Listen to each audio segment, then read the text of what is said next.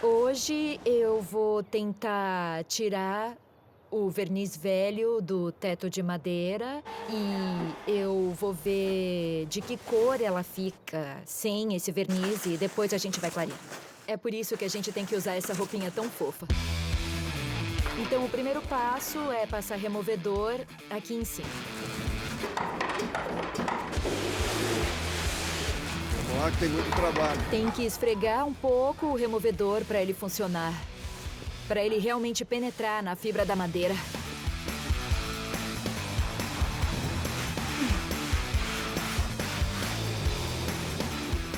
Olha só, esse removedor é bem forte. Essa foi a parte de remover. E agora a gente vai clarear. E espero que fique bem mais claro.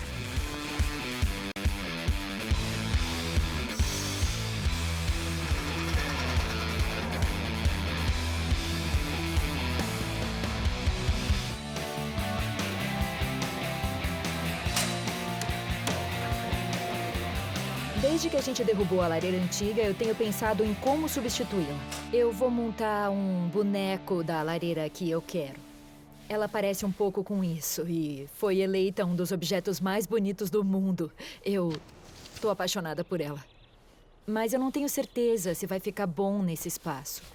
E eu não quero que ela bloqueie a vista. Então eu vou tentar criar um modelo para depois pendurar e ver se fica bom. Tá.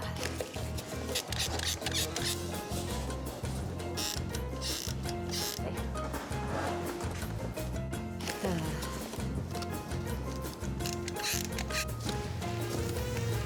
Bom, voilá! Tá meio parecido com a lareira que eu quero ter. O que você tá fazendo? Essa é a chaminé. Mas é muito grande. Que delícia. Desculpa, eu não pude evitar. Onde é que encaixa essa coisa? Eu sei lá. Vai ser bem aqui. Bom, tem que entrar ali. Eu vou subir numa escada e vou... Talvez fosse bom chamar uns caras pra ajudar. Eu dou conta. Quer que eu faça? Não quero que você fique com um calo. Ah, muito obrigado. Tá aqui a escada. Olha. Tá instalado? Tá instalado. Você pode Posso soltar? até mandar fiscalizar. Uau.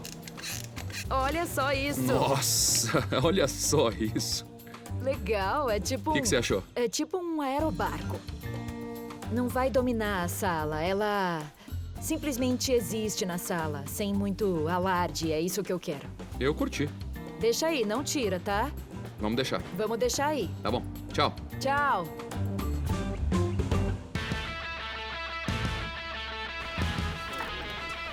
É como um desfile de janelas. Né? Eu fui na semana de moda e era bem assim. Gostei dessa. As portas embutidas ficam lindas e dão um acesso à área externa que não existia antes. Elas realmente valem cada centavo.